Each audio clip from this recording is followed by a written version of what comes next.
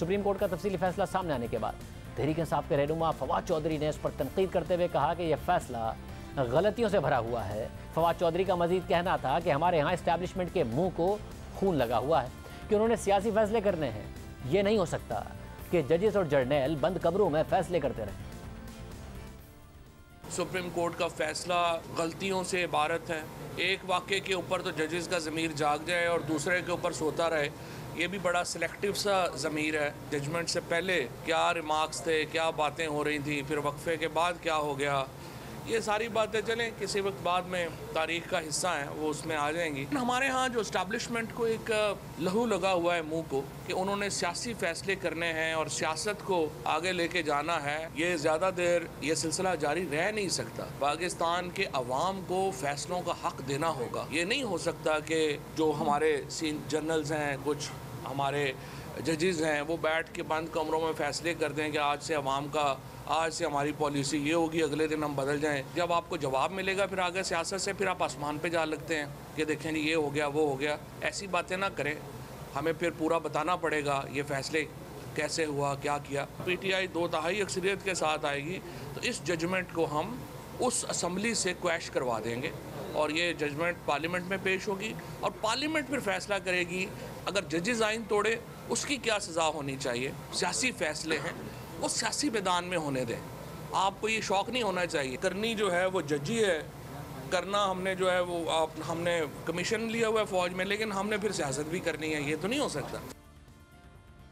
फवाद चौधरी तो इस्टेब्लिशमेंट और अदलिया पर तनकीद कर रहे हैं कि दोनों इदारे सियासत कर रहे हैं, खासतौर पर इस्टेब्लिशमेंट के मुंह को खून लगा हुआ है। लेकिन फवाद चौधरी के लीडर इमरान खान का बयानिया है कि इस्टेब्लिशमेंट न्यूट्रल नहीं रह सकती, उसे सियासत में मुदाखलत करके तहरीक इंसाफ का साथ देना चाहिए।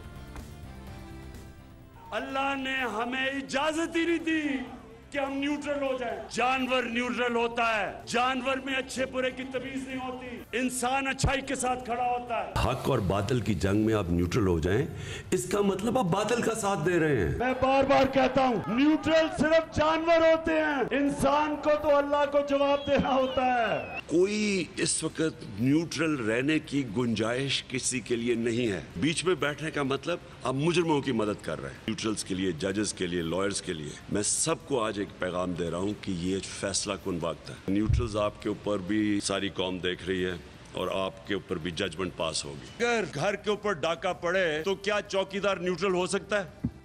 अब तहरीक इंसाफ कह रही है कि ये हो नहीं सकता कि जजेस और जर्नल बंद कमरों में फैसले करते रहें, मगर कौन से जजेस के कौन से फैसलों की बात कर रही है, क्योंकि ये वही जजेस हैं जिन्होंने माजी में इमरान खान के हक में फैसले दिए।